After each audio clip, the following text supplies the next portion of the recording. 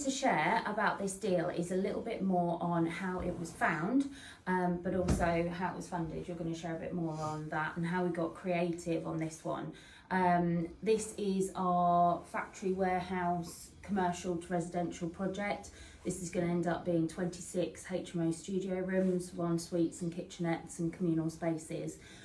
This one was direct to vendor, and with that we find it a lot easier to then be able to negotiate when there's not an agent involved. Sometimes we've had a deal recently, haven't we, where it fell through just because the agent was being really bolshy. We were a couple of weeks away from completing, had everything sorted, and he was, no, that's it, we're pulling it, and it could have been sold by now.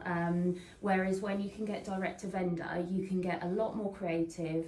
You can find out what is incentivizing that person, why they want to sell it, and you can work with them. Now, the guy that owned this property didn't want to sell it necessarily because he immediately needed the money or there was any pain there. It was just kind of like, it's just sat there, and he had furniture in here and he wasn't really using it.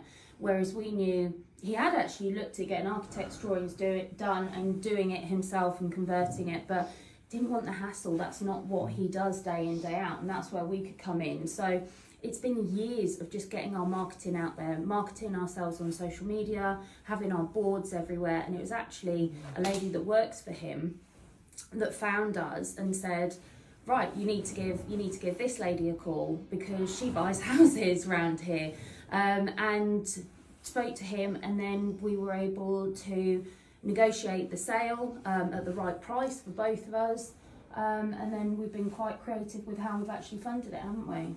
Yeah, so structuring the deal, this is something that I was taught nearly 10 years ago, and I thought it would be one of those things that one day I'll do it and I'll think, oh, right, it does work. Yeah. Just like all the other things that at some point we were told, and then, you know, you can buy buy-to-let, you can refinance it, it will go up in value, all those things. So we actually had a chat with him. We realised, we did a bit of digging, that when he bought it, what he bought it for, obviously we knew the price that he wanted now. And he's made a bit in you know, just a few years, which is good, you know, great for him. Then he told us a little bit about what he was doing and his plans and reinvesting some money and needing it to fund a new shop, and essentially swapping it rather than developing this one, which isn't really in the right place, developing something else. And he needed some cash, but not all of it. And we just literally, you know, asked the question exactly as we were taught: do you need all the money now? And he looked a bit quizzical, and, you know, what do you mean? I said, well, you know, if we could get you maybe 70% of the purchase price today, and we got the other 30% paid once we've done what we want to do with it and refinance it, you know, how would that suit you? And he said, well, yeah, if that means we can complete quicker, then he can move on with what he's doing. We don't have to find the deposit. We work with a great bridging company who will lend pre-planning, which a lot of bridging lenders won't, and, you know, a lot of brokers will tell you that can't be done. But we've got a lender that does. He's done it on this, he's done it on the church, he's done it on the Crown, all, you know, a number of projects. So so we lined the bridging lender up to do 75%.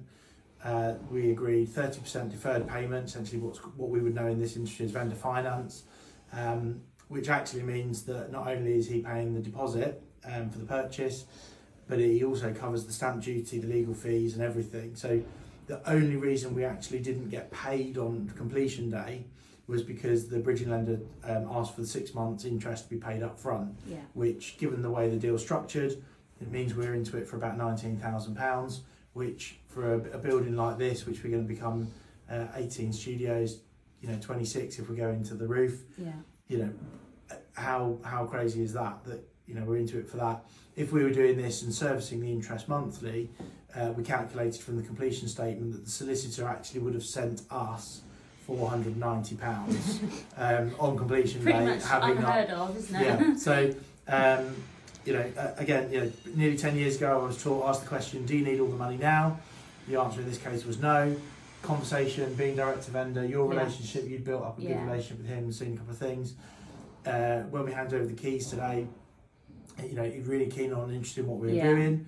And the next thing he says is, you know, let me know when you want the next one. I've got another one that you can have in a year or so. So Yeah. you know, He's all about also relationships. interested in being a potential investor as well in the future.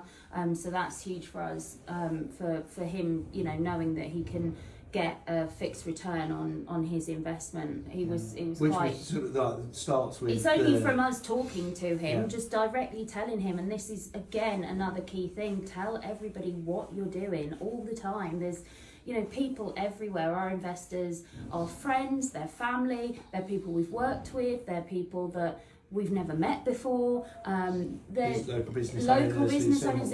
It's complete mix, isn't it, Yeah. of different investors. So yeah, definitely talk about what you're doing. And he, although he's experienced in business, he never really, you know, we had to sort of explain the concept. You know, we'd actually, not only would we just not pay him 30% for 12 months, we'd actually pay interest on that money. So, you know, he's actually got more out of it than the agreed sale price. So he understands the but win it for works him. massively in our favour, especially when we've got multiple projects going on at once. If we can be creative with how we're funding them and how we're structuring the deal, that means that we can do multiple projects throughout the year, haven't we? And keep things and going. So on.